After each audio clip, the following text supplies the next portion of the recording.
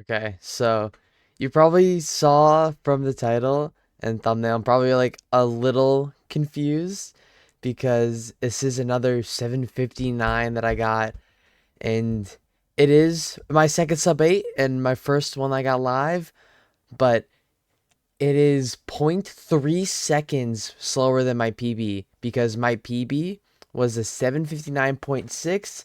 And this run, I mean, obviously you'll see how it goes, but this was a 759.9. So it's good for like Paceman and qualifying for Paceman playoffs, and also getting subs 8s are fun, but it is just barely not PB, which is very frustrating. But I think getting into later into this run, there's a lot of interesting things I can really talk about. But right now, I mean, this is RSG. Overworlds are very basic, very straightforward. I go to the other way from the island I didn't see because I didn't see anything. So I just go to the direction I didn't see. But then also, I make this mistake like I always do.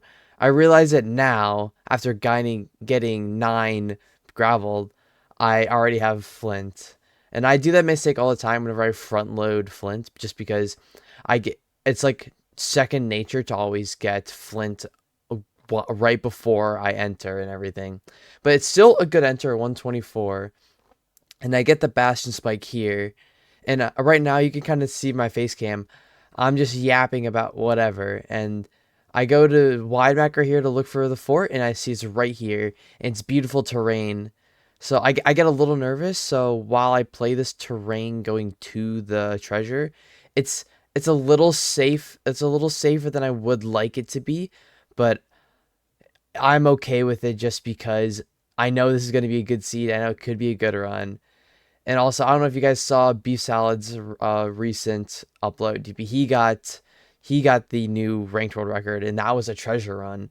And obviously, I'm sure you guys know Drip's world record was a treasure, and Silver's fastest ranked record, the 604, was a treasure seed as well. So I'm talking about that right now. I'm consciously thinking about like this being a treasure, but I do mess up a lot here as well because I have the lava in the hole where I typically would trade with pigs, and it throws me off. And my instincts are to let me go to the other rampart. That's going to be safer. I know there shouldn't be lava there.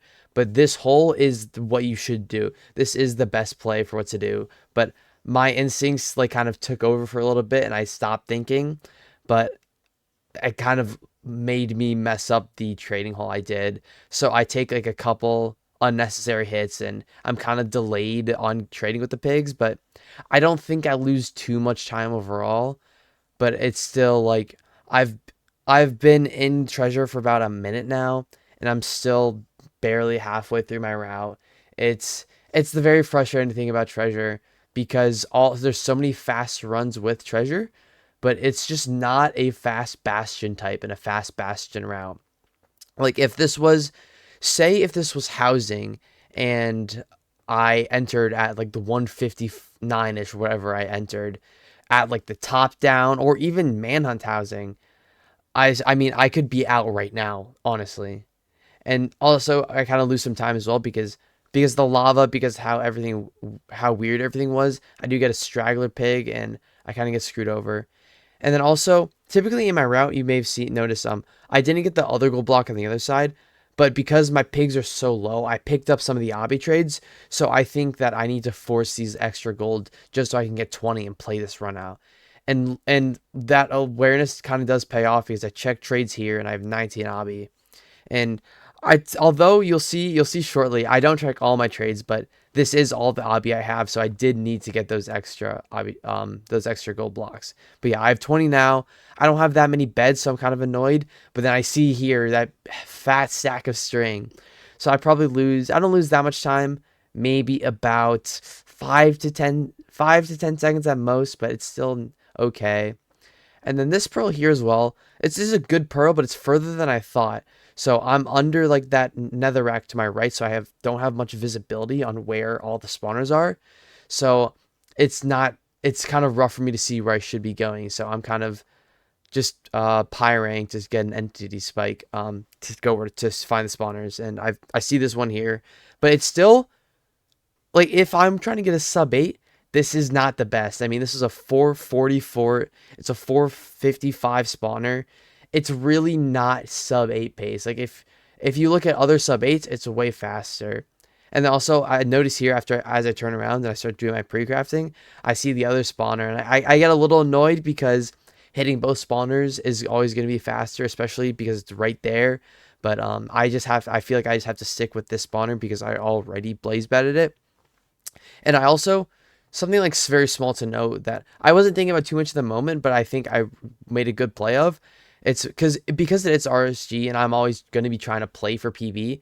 Instead of like clearing out the spawner fully here or like making my soul sand that I built out a little bit there, I try to do all my pre-crafting because if the rates are good and I get my pre-crafting early instead of wasting time checking the spawner, I'm just going to save time throughout. And it's like you can see it pays off here because I have 5 rods.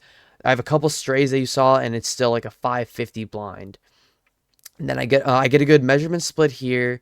It's almost exactly 1,000 blocks, which is really nice. And then you can see my face cam as well. My earbud fell out of my right ear, so I had to put it back in. But I do a pearl hang there. I aggro pearl here. I thought about doing a boat down just because I would save health and I didn't have much, but I did not think I'd be able to do a hunger reset either way.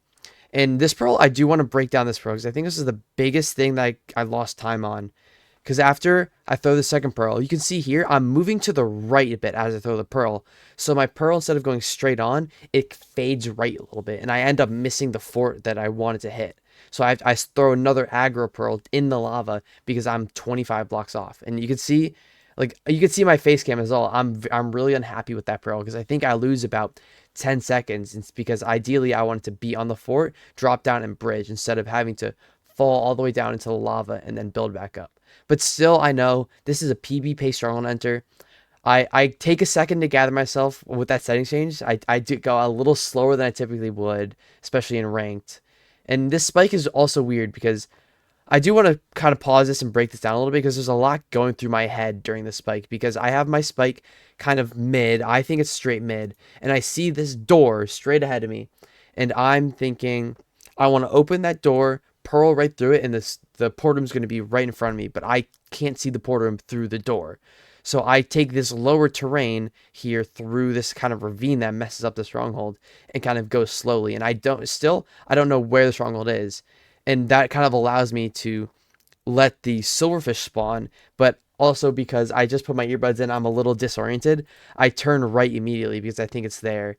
And because as well, the ravine terrain is kind of messing me up. I end up doing my hunger reset on the right side, which is a little uncomfortable, just because everybody's used to doing on the left side and putting their bed there, so it kind of messes me up for a second.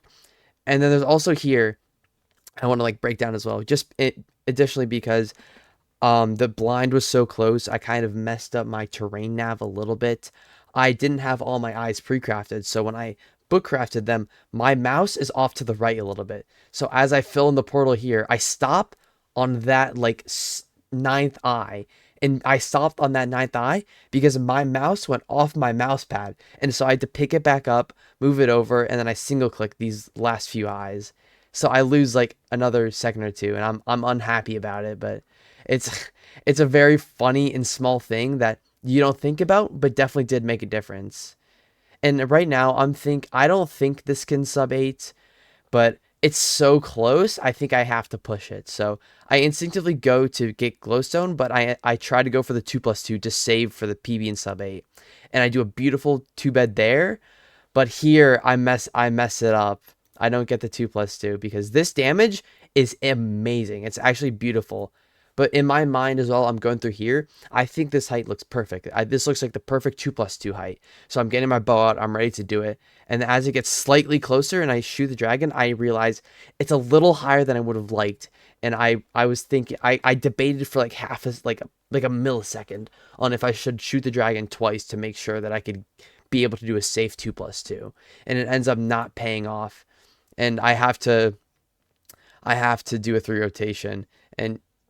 And you'll see, and you guys kind of know that I'm not able to get the PB, but I'll just let my reaction as I see the time do the talking.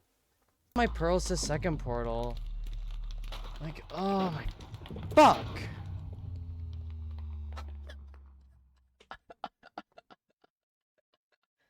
There's no retime. There's no retime. There's no retime.